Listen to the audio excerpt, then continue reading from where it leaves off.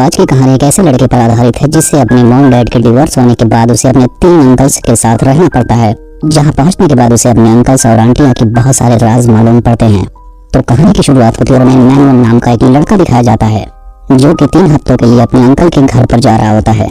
वहां पहुंचने के बाद हम जान पाते हैं कि मैनुअल के तीनों अंकल एक ही बिल्डिंग के अलग अलग अपार्टमेंट में रहते हैं। असल में हम जान पाते हैं कि मैनुअल के डैड और मॉम दोनों अलग होने वाले हैं क्योंकि बहुत जल्दी उनका डिवोर्स होने वाला है, और यही वजह है कि मैनुअल को अपना घर छोड़कर अपने अंकल्स के घर रहने के लिए जाना पड़ रहा है। अब हम देखते हैं कि सबसे पहले वो अपने सबसे छोटे अंकल जॉर्ज के यहाँ रहने के लिए जाता है। उसके अंकल एक ट्रेलर का काम करते हैं। हम देखते हैं कि अब वो मैनुअल को अपने साथ अपनी दुकान पर लेकर जाने लगे थे, जहाँ पर बहुत सारी लड़कियां काम करती है। यहाँ पर मैनुअल अपने अंकल को लड़कियों के साथ फ्लर्ट करते हुए देखता है, लेकिन तभी वहाँ पर जॉर्ज की बेटी फ्रेया आ जाती है। उसे देखने के बाद मैनुअल पूरी तरीके से फ्रेया की तरफ अट्रैक्ट हो जाता है। हम देखते हैं कि मैनुअल को यहाँ पर रहने में धीरे धीरे अच्छा लगने लगता है।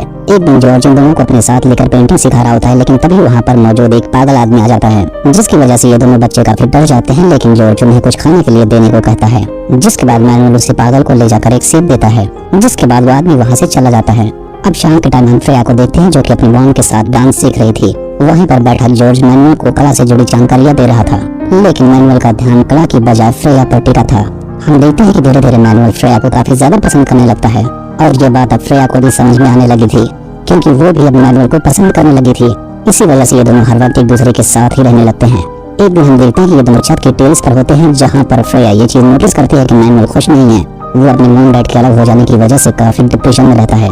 अब इतना सब कुछ सोचने के बाद फ्रेया को लगता है कि वो उसे एक प्रॉमिस करे, जहाँ पर वो उसे प्रॉमिस करते हैं कि वो उसका साथ कभी जिंदगी में नहीं छोड़ेगी।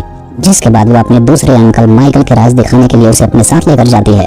अब वहाँ पहुँचने के बाद मैनुअल देखते हैं कि उसके अंकल माइकल अपनी ही सेक्रेटरी के साथ इंटीमेट हो रहा होता है।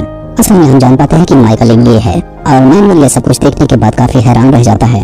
अब दूसरा हफ्ता लगने के बाद हम देखते हैं कि मैनुअल को अपने अंकल माइकल के साथ ही रहने जाना पड़ जाता है, जहाँ पहुँचने के बाद वो उसकी बेकरी में घूमता हुआ नीचे चला जाता है।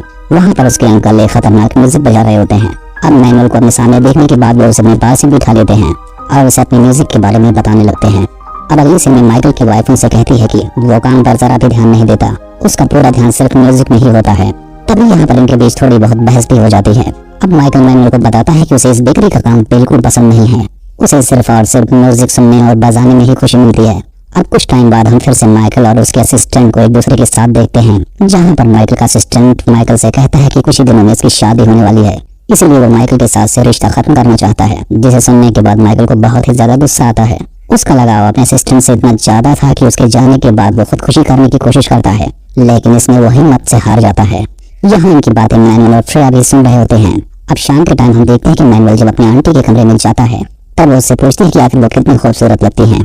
तब उसकी आंटी उससे पूछती है कि क्या वो कितनी खूबसूरत लग रही है, उसे पता है, और वो मैनुअल के सामने ही अपने कपड़े उतारने लगती हैं। तब यहाँ पर मैनुअल माइकल के बारे में उनकी वाइफ को सब कुछ सच सच बता देता है, जिसे सुनने के बाद उसकी आंटी बिल्कुल हैरान रह जाती हैं और ये बात किसी और से भी ना बताने के लिए उसे फोर्स करती हैं। अब हम देखते हैं कि माइकल की वाइफ माइकल का बहुत ही ज्यादा केयर करने लगती हैं, ताकि उसे किसी भी तरह की कोई परेशानी न होने पाए, और वो उसके फ्रस्ट्रेशन को दूर करने की कोशिश भी करने लगती हैं।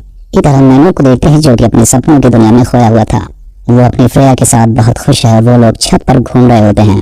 तभी अचानक से एक लड़का और लड़की उनके छत से पीछे की तरफ जाने लगते हैं। तब यहाँ पर फ्रेया उनके बारे में बताती है कि हमारे सबसे बड़े अंकल की बेटी लारा है, और उसके साथ उसका बॉयफ्रेंड भी था जो कि छत पर ड्रग्स लेने के लिए आए थे।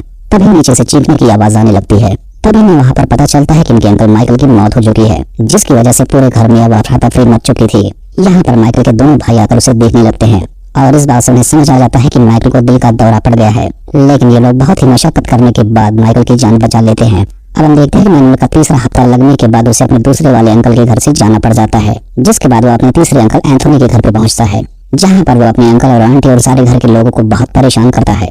अब कुछ टाइम बीत जाने के बाद मैनुअल के डैड उसे फोन करते हैं और उससे कहते हैं कि वो बहुत जल्द उसे लेने के लिए आएंगे। अब यहाँ पर मैनुअल पता पाता है कि एंथोनी के घर में एक कमरा है जहाँ पर किसी को भी जाने की इजाजत नहीं है, लेकिन अब मैनुअल और फ्रेया घूमते हुए उस कमरे तक चले जाते हैं, जहाँ पर एंथोनी पहले से ही उस कमरे में मौजूद था। लेकिन वो अपने पर्सनल रूम में इन दोनों को देखने के बाद इन दोनों के ऊपर गुस्सा नहीं करता और वहाँ पर रखी अपनी पर्सनल चीजों से उन्हें रूबरू कराने लगता है। तभी यहाँ पर एक लड़की आती है जो कि